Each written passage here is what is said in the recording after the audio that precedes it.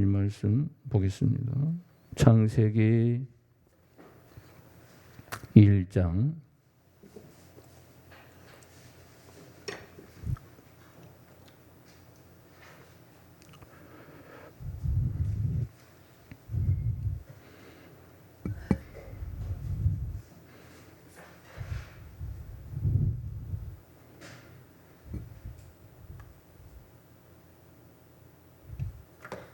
창세기 1장 9절에서 13절 말씀, 9절에서 13절 말씀 우리 같이 함께 합독하도록 합니다.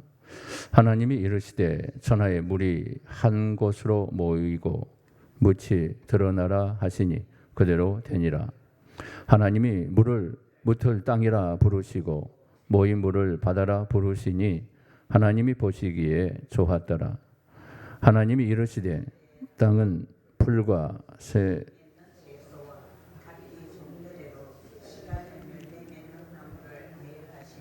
그대로 되어 땅이 풀과 각기 종류대로 씨 맺는 채소와 각기 종류대로 씨 가진 열매 맺는 나무를 내니 하나님 보시기에 좋았더라. 저녁이 되고 아침이 되니 이는 셋째 날이라. 아멘. 할렐루야. 주님의 이름으로 환영합니다. 축복합니다. 매년 우리의 생각과 지식이 우리의 삶 속에 유용한 지식도 있겠지만 그렇지 못한 정보들이 얼마나 많이 쏟아져 나오는가를 우리는 알고 있습니다. 정보의 홍수 속에 살고 있지요. 그 수치를 정확하게는 알 수 없겠지만 그러나 한 가지 분명한 사실은 우리도 모르는 사이에 셀 수 없이 많은 거짓 정보와 진리가 우리 안에서 쏟아져 들어오고 있다는 사실입니다. 왜 거짓된 정보와 진리가 우리 속으로 쏟아져 들어온 것일까요? 바로 이 세상의 신인 사탄의 영향 때문입니다. 요한복음 4장 44절의 후반절에 보게 되면 사탄을 향하여 이렇게 우리 주님께서 말씀하는 것을 볼 수가 있게 됩니다. 한번 읽어볼까요? 이는 그가 거짓말쟁이요 거짓의 아비가 되었음이라. 자, 거짓의 아비라는 것은 거짓의 자녀들도 존재한다는 거예요. 예수 믿지 않는 모든 사람은 사탄의 종으로 살게 됩니다. 사탄의 백성으로 살게 돼요. 그러나 하나님의 백성들은 하나님의 자녀들은 하나님의 구원의 역사를 이룩함을 통해서 하나님의 자녀가 되고 하나님께서 부르심으로 이 사탄의 결박에서 풀어내어 해방시켜 주셨기 때문에 더 이상 사탄의 종으로 살지 않습니다. 바로 여러분들은 하나님의 자녀임을 믿으시길 바랍니다. 하나님의 백성이 되었다는 것이 얼마나 감사한 것인가. 여러분 사탄의 종으로 살고 있다는 거. 세상 사람들은 당신이 사탄의 종이요 이렇게 하면 화를 버럭내겠지요. 모르니까 그래요. 사탄의 결박 속에 살고 있고 지옥의 권세 속에 살고 있음에도 불구하고 세상 사람들은 그것을 깨닫지 못하고 있는 겁니다. 얼마나 무서운 삶을 살고 있을까요? 자, 모든 거짓, 사탄과 사탄의 영향을 받는 사람들을 만들어내고 있다는 겁니다. 이 거짓된 모든 것은 사탄의 역사라는 것을 알 수가 있게 됩니다. 그러므로 이 세상은 거짓과 진리와 거짓이 강력한 싸움을 벌이고 있는 치열한 전쟁터와도 같습니다. 우리 자신이 매일매일 진리로 거짓을 분별하며 살 것인가 아니면 우리도 모르는 사이에 거짓된 것에 사로잡혀 살 것인가 선택의 기로에 서 있습니다. 여러분들은 무엇을 선택하고 계십니까? 그래서 고린도후서 10장 4절과 5절의 말씀 보게 되면 사도 바울이 이런 말씀을 합니다. 한번 읽어볼까요? 시작. 우리의 싸우는 무기는 육신에 속한 것이 아니요 오직 어떤 견고한 진도 무너뜨리는 하나님의 능력이라. 모든 이론을 무너뜨리며 하나님 아는 것을 대적하여 높아진 것을 다 무너뜨리고 모든 생각을 사로잡아 그리스도에게 복종하게 하니. 자, 사도 바울은 이 세상은 거짓된 이론과 잘못된 사상이 견고한 성처럼 둘려 있다라고 소개하고 있습니다. 우리는 하나님의 능력을 덧입고 그것들을 깨뜨리며 나아가야 한다고 사도 바울은 명하고 있습니다. 어떤 거짓된 진리와의 싸움 중 하나가 생명체는 어디에서 왔는가라는 그런 내용입니다. 생명의 기원을 소개하는 것이 바로 신화론, 진화론, 창조론 이렇게 세 가지가 존재하는데요. 신화론은 어떤 우리의 시작이 어떻게 되었는가 하는 것을 거짓으로 꾸며서 만들어내는 것을 신화론이라고 그러죠. 거기에는 신화론에 근거한 생명체의 기원은 오늘날 크게 영향을 끼치지 않고 있기 때문에 신화론에 대한 그 많은 신뢰성이 희박하다는 것을 알고 있습니다. 자, 문제는 오늘날 광범위하게 영향을 끼치고 있는 것이 무엇입니까? 바로 진화론입니다. 특별히 2세 시대의 학교에서 공부를 하고 있는 많은 학생들이 이 영향을 받고 있기 때문에 강력한 그들의 삶 속에 침투해 있다는 것을 알 수가 있게 됩니다. 교회에서는 창조론을 배우는데 학교에 가서는 진화론을 배울 수밖에 없고 그 진화론에 따른 지식을 가지고 공부하고 그리고 시험에 답안을 해야 한다는 이 비극적인 사실이 우리의 교육계에 존재하고 있습니다. 자, 진화론에서 생명의 기원을 어떻게 설명하고 있을까요? 자, 원시 지구의 바다가 만들어진 후 바다에서 원시 대기와 태양 및 또 번개의 방전 에너지에 의해서 생명이 약 30억 년 동안에 탄생했다라고 그들은 주장하지요. 이것을 흔히 스프 이론이라고 부릅니다. 자, 이 이론은 많은 사람들이 정설로만 믿게 된 이유가 있는데 그것은 바로 1953년 스탠리 밀러라는 사람이 원시 지구라는 것을 가정한 실험 기구를 만들고 거기에 아미노산을 포함한 이제 붉은색의 끈적이는 물질을 만들어냈기 때문입니다. 그런데 문제는 밀러가 원시 지구라고 가정한 실험 기구의 상태가 원시 대기 상태를 보여준다는 것을 아무도 증명할 길이 없다라는 사실입니다. 정직한 과학자는 이런 상태에서 절대로 생명체가 만들어질 수 없다라고 강력하게 증거하고 있습니다. 자, 생명체는 어디에서 온 것입니까? 누가 생명체를 만들었어요? 자동으로 생긴 거예요? 진화해서 생긴 겁니까? 누가 창조하신 거예요? 하나님께서 창조하신 줄 믿습니다. 자, 첫째 날 빛을 창조하시고 둘째 날 궁창을 창조하시고 셋째 날에 최초의 생명체를 창조하십니다. 자, 창조의 세 번째 날인 바로 창조에 있어서 극적인 변화가 일어나는 날입니다. 완전한 물로 둘러싸였던 땅이 하나님의 말씀에 의해 물이 한 곳으로 모이고 땅이 드러나게 됩니다. 물과 흙으로 뒤섞여 있는 지구가 하나님 말씀하실 때 섞여져 있던 것들이 나누어지고 한 곳으로 모이며 드러나는 역사가 일어나게 됩니다. 그리고 드러난 땅에 최초의 생명체인 식물들이 그곳에서 자라나게 됩니다. 우리는 다시 한 번 더 하나님께서 만물을 창조하셨으며 말씀으로 명령하실 때 모든 것이 창조되었다는 사실에 주목해야 할 필요가 있습니다. 자, 창세기 1장에 하나님이라는 단어와 이르시되라는 단어를 가장 많이 말씀으로 창조했다는 이 부분을 가르쳐 주죠. 하나님 말씀으로 창조하셨음을 강조하고 있는 단어이죠. 자, 이것이 세상에서 말하는 생명의 기원론과는 다른 진리라는 것을 우리에게 성경은 가르쳐 줍니다. 자, 셋째 날에 그러면 땅과 바다와 식물의 창조를 통한 어떤 교훈을 우리에게 주고 있을까요? 자, 첫 번째로 보면 이렇게 나옵니다. 같이 봅니다. 시작. 하나님이 무엇을 공급하셨다고요? 풍성한 공급을 주셨다는 것을 믿어야 한다는 겁니다. 자, 창조의 셋째 날이 창조의 날들에서 극적인 변화를 가져온 날이라고 말씀드렸어요. 자, 이 날에 땅과 바다가 만들어졌고 땅에 최초로 식물이라는 생명체가 만들어진 날이기 때문에 그렇습니다. 자, 9절과 10절의 말씀을 보게 되면 이렇게 나옵니다. 같이 볼까요? 하나님이 이르시되 천하의 물이 한 곳으로 모이고 묻이 드러나라 하시니 그대로 되니라. 하나님이 물을 묻을 땅이라 부르시고 모인 물을 바다라 부르시니 하나님이 보시기에 좋았더라. 자, 왜 하나님이 땅과 바다와 식물을 창조하셨을까요? 인간을 향한 놀라운 사랑의 배려와 풍성한 공급을 주시기 위해서였습니다.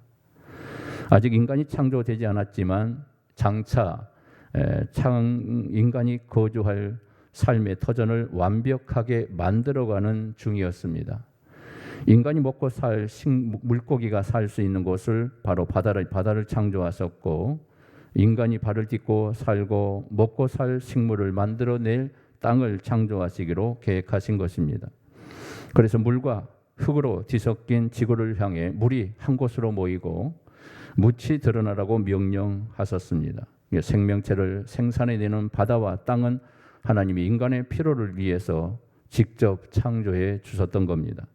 인간의 거주 환경과 먹을 것들을 풍성하게 공급하시기 위해서 이렇게 하나님께서 모든 것을 미리 인간을 먼저 만들지 않고 모든 산천초목, 음식, 모든 먹을 과일, 땅과 모든 거기에 필요한 것들을 하나님이 채우기 시작합니다.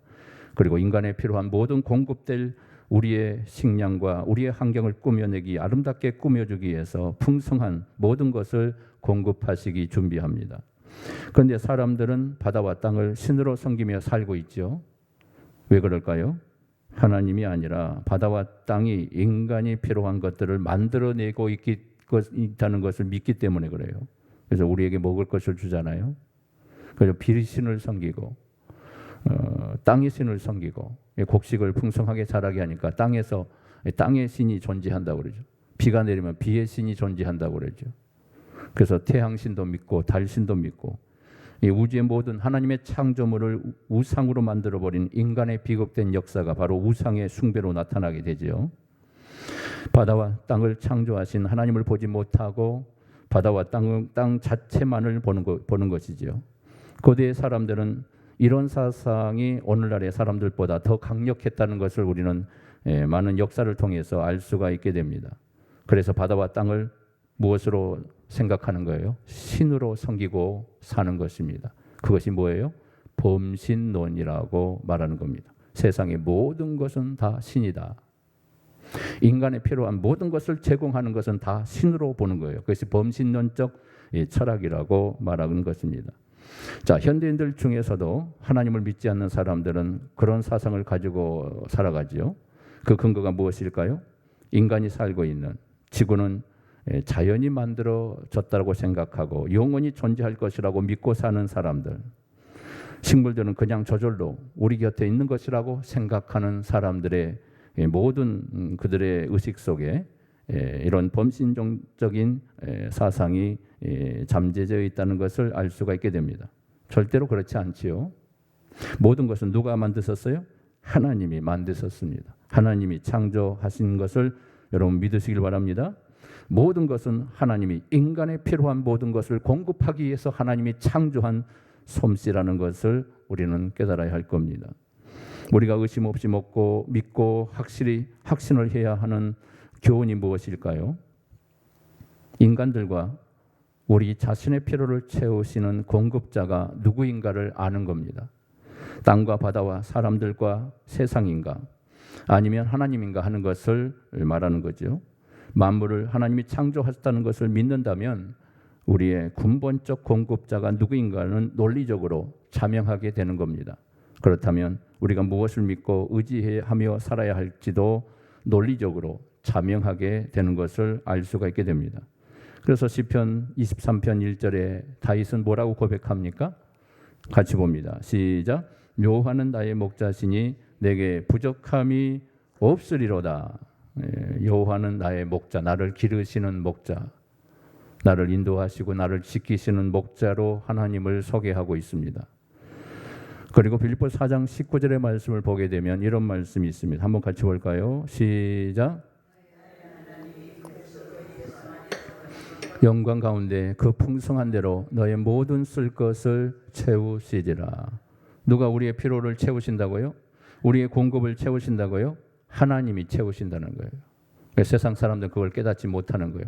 천지 창조를 믿지 못하기 때문에 공급하시기에 우리의 필요를 채우시기 위해서 천지를 창조하셨는데 이 모든 창조물에 대한 그들의 의식 속에는 범신론적인 우상적인 삶으로 그들이 살고 있다는 거죠. 하나님이 존재하지 않아요. 우리의 목자 되신 하나님을 의지할 수 있기를 바랍니다. 하나님은 창조 때부터 땅에 사는 인간의 필요가 무엇인가를 아셨던 하나님, 그래서 그 필요를 채우실 것을 계획하신 분이 바로 우리 하나님이신 겁니다.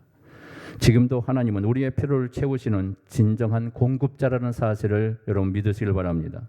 그러므로 우리는 진실로 하나님이 우리의 목자가 되셔서 우리의 필요를 채우시는 분이심을 확실하게 믿고 의지할 수 있기를 주님의 이름으로 축복합니다. 자, 그러면 두 번째로 우리가 깨달아야 할 교훈이 무엇일까요? 같이 읽어봅니다. 시작. 하나님의 크신 지혜를 의지해야 합니다. 자, 하나님이 만물을 창조한 순서와 내용을 관찰해 보면 그분의 지혜가 얼마나 위대하신가를 느낄 수가 있다고 말씀을 드렸어요. 우리가 지난주에 광대하신 하나님의 손길, 너무너무 크신 하나님, 우주를 창조하신 그 하나님은 너무너무 크신 분이기에 우리가 감당할 수 없는 그분의 크심에 대해서 측정할 수 없다라고 말씀을 드렸어요. 거대한 창조를 이루어 가는데 단 한 치의 오차도 실수가 없으신 하나님, 하나님 만드신 것에 대해서 다시 그것을 고치고 그런 역사가 없다는 거죠. 그분의 지혜가 얼마나 위대한 지혜를 가지고 있는가를 우리에게 보여주고 있는 겁니다. 잘못된 것을 중단하거나 방금 말씀드린 것처럼 고치신 일이 다시 변개하신 일이 없으신 하나님, 한번 창조하는 것으로 완벽하게 창조하시고 그리고 더 이상 우리의 불완전한 부분이 존재하지 않기 때문에 우리 인간을 다시 만들고 다시 부숴서 새롭게 하는 그런 사건이 없어요. 하나님이 한 번 지혜로 만든 그 모든 것은 완벽한 창조였던 겁니다.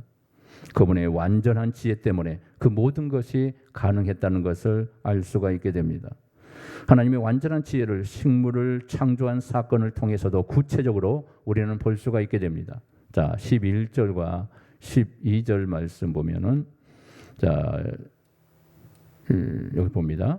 11절의 말씀 같이 볼까요? 시작. 하나님이 이르시되 땅은 풀과 씨 맺는 채소와 각기 종류대로 씨 가진 열매 맺는 나무를 내라 하시니 그대로 되어.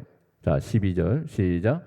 땅이 풀과 각기 종류대로 씨 맺는 채소와 각기 종류대로 씨 가진 열매 맺는 나무를 내니 하나님이 보시기에 좋았더라. 자, 하나님이 드러난 땅을 향해서 식물이 만들어지라고 명령을 내리시죠. 그대로 되어지게 됩니다. 진화론자는 식물은 약 30억 년의 세월 동안 진화의 과정을 통해서 오늘날과 같이 만들어졌다고 그들은 주장합니다. 그러나 절대 그것은 거짓말이죠. 그들의 학설에 불과하고 그것은 진리가 아닙니다. 어디서 그 사실을 알 수 있습니까? 하나님이 식물을 창조하실 때 창조하셨던 원리를 보게 되면 알 수가 있게 됩니다. 하나님은 풀과 씨 맺는 채소와 열매 맺는 과목을 만들어 주셨어요. 그것들이 어떻게 재생산을 할 것인가까지도 염두에 두고 식물을 창조하신 분이 하나님이십니다. 풀 종류는 뿌리를 통해서 열매를 맺게 하게 자라게 만들어 놓았고, 채소와 과목은 열매를 통해서 번성하고 재생산되게 하나님께서 만들어 놓으신 것입니다. 자, 식물학자에 의하면 지구상에 약 500여만의 종의 식물들이 산다고 해요. 이거 500이 아니라 50여만 종의 식물들. 이 50여만 종의 식물 우리가 셀 수도 없어요. 우리가 기억도 못 해요.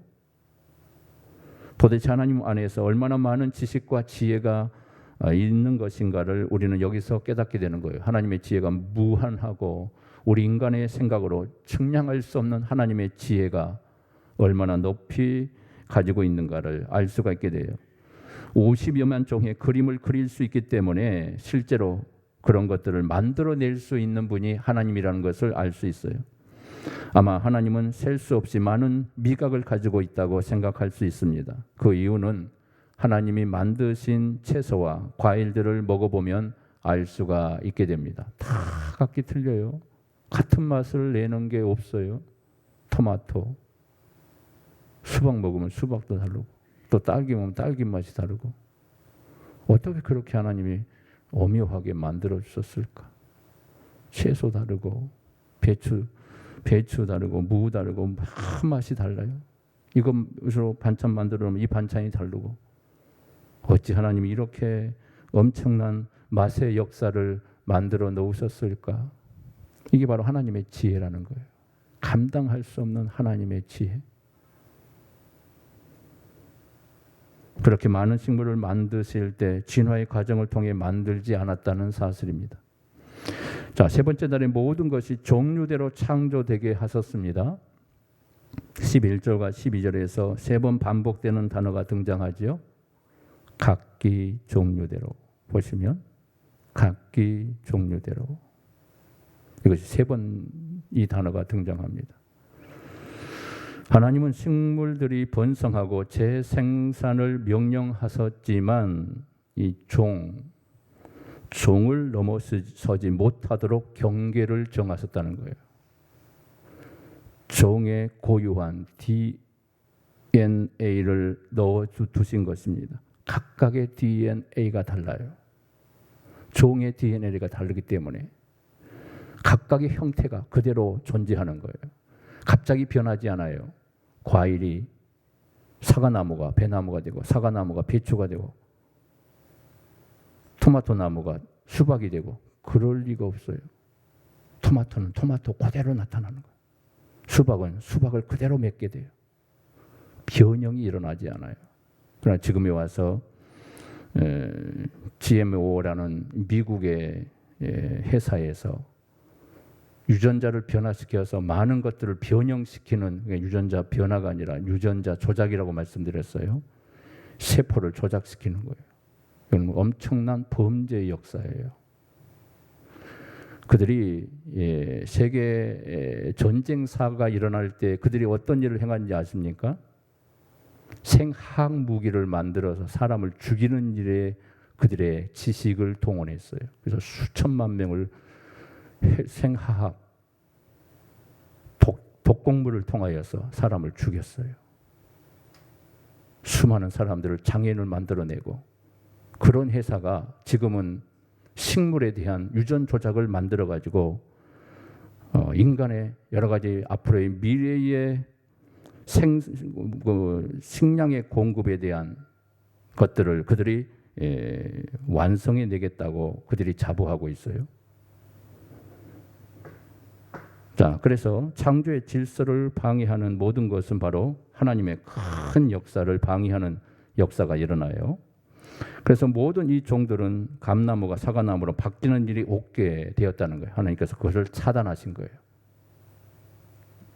그러나 지라노를 주장하는 사람들도 자기들의 이론을 뒷받침하고 있는, 그리고 가장 큰 난제로 지구상에 갑자기 나타난 식물들로 보고 있습니다.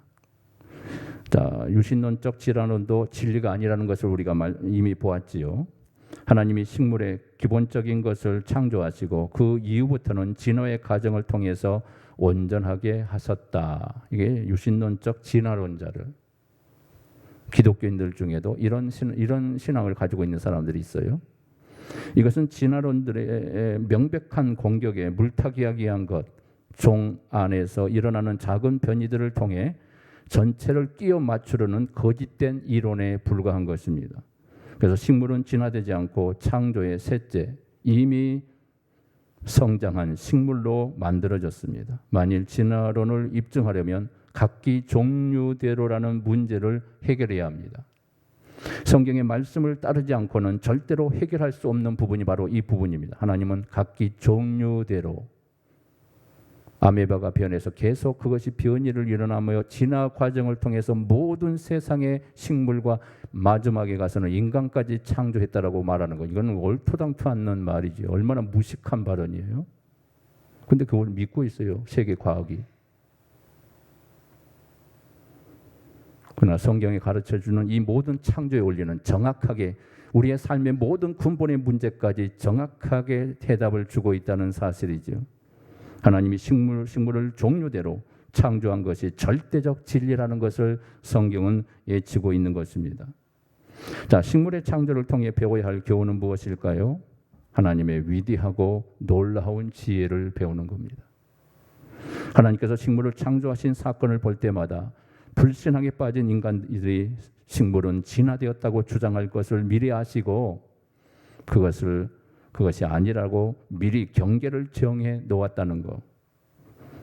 바꾸지 못하게 만드는 종류대로, 다 종류대로, 동물은 동물대로, 원숭이는 원숭이대로, 그 종류대로 번성하게 만들어 놓은 거예요. 그 종이 갑자기 뒤바뀌어 가지고 원숭이가 막 사자가 되고 그런 일은 일어나지 않는다는 거예요. 그렇지 않으면 자꾸만 신자들인 우리 자신들이 하나님을 제한하게 되고 그분에 대하여 불평하게 되기 때문에, 그래서 하나님은 그런 인간들을 향해 하나님의 질문에 대해 대답해 보라고 성경은 도전을 하고 있습니다. 자, 어떤 도전을 하고 있을까요? 자, 이것이 바로 욥기서에 등장합니다. 욥기서 38장 2절과 3절의 내용, 6절의 내용을 보게 되면 이런 말이 나옵니다. 같이 한번 볼까요? 시작. 너는 대장부처럼 허리를 묶고 내가 내게 묻는 것을 대답할지니라. 내가 땅에 기초를 놓을 때에 내가 어디에 있었느냐? 내가 깨달아 알았거든 말할지니라.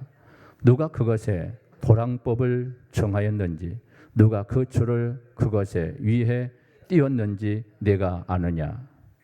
그것에 주추는 무엇 위에 세웠으며 그 모퉁이 돌을 누가 놓았느냐? 자, 이것을 대답해 보라는 거예요. 인간들을 향해서. 하나님의 이 엄청난 지혜 앞에 나를 도전하지 말고 너희들이 한번 대답해 보아라. 너희들이 대답할 수 있겠느냐? 너희들이 가진 지식과 너희들이 가진 최첨단의 과학을 자랑하는 그 모든 지식을 동원하여서도 내가 하는 이 질문에 대답할 수 있겠느냐라고 하나님이 물어요. 자, 인간의 교만이죠. 결국 인간의 지식은 인간을 교만하게 만들고 그 교만의 지식을 통하여 인간은 망하게 되는 거예요. 하나님 그렇게 원리를 만들어 놨어요. 교만하면 절대 안 되는 거예요. 겸손해야죠. 이 지식의 모든 근원도 하나님이 주신 것이라고 생각해야 한다는 거예요. 하나님이 이 지식을 허락해 주지 않았다면, 이 지혜를 허락해 주지 않았다면 우리 인간은 이 지혜를 터득할 수 없는 거예요. 항상 하나님 앞에 겸손하는 거예요. 겸손할 수밖에 없는 거예요. 그러나 마지막 시대에 가서는 모든 것이 빨라지고 첨단의 지식을 자랑하는 이 시대 앞에 결국 우리 인간의 지식이 결국 바벨탑이 된다라고 저는 말씀드렸어요. 자, 하나님의 지혜를 묵상하고 그 지혜를 의지할 수 있기를 바랍니다. 하나님의 광대한 지혜를 묵상하는 것을 배울 수 있기를 주님의 이름으로 축복합니다. 자, 세 번째, 그러면 무엇일까요? 세 번째 읽어볼까요? 시작. 하나님의 높은 평가를 인식해야 합니다. 의식해야 합니다. 예, 죄송합니다. 하나님이 천지를 창조하신 사건을 관찰해 보면 하나님이 어떤 분이신가를 분명하게 알 수가 있어요. 하나님은 완벽한 질서를 가지신 분이심을 알 수가 있습니다. 절대로 어떤 일을 뒤죽박죽해서 진행한 분이 아니라는 것을 알 수가 있게 됩니다. 자, 어디서 그 사실을 알 수 있을까요? 자, 만물의 창조가 완벽한 계획과 순서를 따라 진행이 되었다는 사실입니다. 뿐만 아니라 하루의 창조를 마치실 때는 반드시 거기에 대한 평가가 있었다는 것을 알게 됩니다. 자신이 한 일이 어떻게 되었는지 관심 없이 하루를 끝내지 않았다는 겁니다. 자, 그것이 어디에 나옵니까? 오늘 본문에 보면 10절에 보면 다시 볼까요? 시작. 하나님이 묻을 땅이라 부르시고 모인 물을 바다라 부르시니 하나님이 보시기에 좋았더라. 자, 12절 말씀 볼까요? 시작. 땅이 풀과 각기 종류대로 씨 맺는 채소와 각기 종류대로 씨 가진 열매 맺는 나무를 내니 하나님이 보시기에 좋았더라. 자, 평가가 있어요. 평가. 누구의 평가예요? 하나님의 평가가 있는 거예요. 바다와 땅이 만들어졌을 때 뭐라고 하나님이 말씀하시고 평가하십니까? 하나님이 보시기에 좋았더라. 자신이 평가하는 거예요. 하나님이. 자신이 그 만든 모든 창조물을 다시 재점검하면서 하나님이 그것을 보고 너무너무 아름다워서 너무너무 완벽한 창조라는 것을 우리 하나님이 너무 잘 알기에 그것을 보시기에 좋았더라. 이렇게 말씀하시는 거예요. 이게 하나님의 평가입니다. 땅에 식물이 만들어졌을 때도 하나님이 보시기에 좋았더라. 이렇게 평가하신 것입니다. 자, 그런데 이튿날에는 보시기에 좋았다라는 평가의 말씀이 존재하지 않아요. 자, 방금 말씀드린 것처럼 하나님의 평가가 나왔다고 했죠. 그 이유는 이튿날 궁창 아래의 물과 이의 물로 나누었는데 아래의 물이 한 곳으로 모여 바다와 땅이 되는 것이 바로 셋째 날에 완성이 되었기 때문에 그렇습니다. 그 대신 셋째 날은 하나님 보시기에 좋았다라는 말씀이 2번이나 나와요. 하나님은 자신이 하신 일에 대하여 평가를 하셨습니다. 자신이 한 일이 잘못되었는가, 잘 되었는가 돌아보고 평가하신 분이 하나님이세요. 하나님은 일을 시작하고 진행하고 분명하게 마무리를 짓는 분이 하나님이라는 것을 알 수가 있게 됩니다. 그런데 보시기에 좋았다라는 말씀은 평가일 뿐만 아니라 모든 것이 하나님의 뜻대로 되었다는 이런 말을 하고 있는 겁니다. 하나님이 말씀하실 때 만물이 하나님이 원하시는 대로 되었다는 것을 의미할 때 보시기에 좋았더라. 하나님이 말씀하시면 항상 모든 것이 하나님의 말씀대로 되어집니다. 하나님이 말씀하시면 항상 하나님 보시기에 좋게 되어진다는 것을 믿으십니까? 창세기 1장을 통해 독자들에게 암시하고 있는 겁니다. 하나님이 말씀하시고 그 말씀에 순종하게 될 때 모든 것이 하나님 보시기에 좋게 된다는 것을 말씀하고 있다는 겁니다. 우리가 배워야 할 교훈은 무엇입니까? 우리가 우리의 삶을 평가해야 한다는 것입니다. 오늘 하루는 하나님 보시기에 바르게 살 것인가? 내 인생은 하나님 보시기에 바르게 잘 살아가고 있는가? 평가해야 합니다. 왜 그렇게 해야 할까요? 하나님이 자신의 일을 평가하셨고 우리의 인생을 평가하고 계시며 마지막 날 우리를 최종적으로 평가하시기 때문에 그렇습니다. 자, 그래서 사도 바울은 이 말씀을 우리에게 줍니다. 고린도후서 5장 10절 말씀, 마지막 재림을 준비하는 주의 백성들에게 이것을 준비할 것을 말씀합니다. 같이 봅니다. 시작. 이는 우리가 다 반드시 그리스도의 심판대 앞에 나타나게 되어 각각 선악간에 그 몸으로 행한 것을 따라 받으려 함이라. 자, 우리가 다 반드시 그리스도의 심판대 앞에 나타나야 될 거라고 말씀하죠. 그렇다면 하나님 보시기에 좋았다라는 평가를 받는 비결이 무엇일까요? 하나님 말씀에 귀를 기울이는 거예요. 그 말씀에 순종하는 삶을 사는 겁니다. 이것만이 하나님 보시기에 좋았더라 평가를 받는 유일한 길이라는 것을 아셔야 돼요. 하나님이 말씀하면 말씀대로 되어집니다. 말씀하면 말씀하는 대로 이루어집니다. 완성됩니다.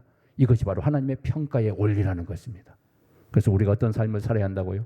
순종하는 삶을 살아야 돼요.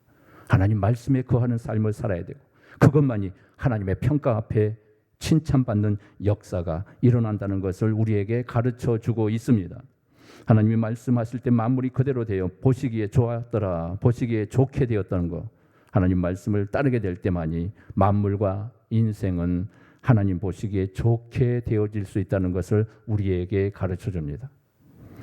하나님의 거룩한 눈빛과 그분의 실수 없는 평가를 의식하며 살아가는 우리 모두가 되기를 주님의 이름으로 축복합니다. 기도하겠습니다. 은혜로우신 아버지 감사합니다. 오늘도 말씀을 통해 하나님의 뜻을 깨닫기를 원합니다. 하나님의 선한 뜻이 무엇인가를 보게 하시고 알게 하시고 하나님의 뜻을 깨닫는 우리의 삶이 되게 하여 주시옵소서. 전지창조를 통해 하나님의 놀라운 지혜를 배우게 하시고 하나님께서 이룩하신 모든 것, 우리의 모든 필요를 채우시는 전능하신 하나님의 손길이 무엇인가를 보게 하시고 하나님을 만드시고 그대로 모든 것을 평가하시고 정확하게 모든 것이 말씀대로 이루어졌다는 사실을 우리에게 말씀하시며 우리에게 교훈하고 있습니다.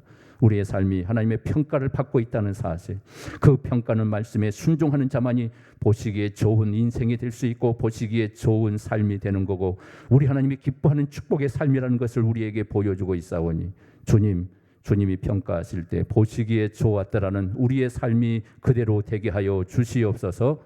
예수님의 이름으로 간절히 축복하며 기도하옵나이다. 아멘. 주님 가르친 기도로 마치겠습니다. 하늘에 계신 우리 아버지요, 이름이 거룩히 여김을 받으시오며 나라의 임하옵시오며 뜻이 하늘에서 이룬 것 같이 땅에서도 이루어지이다.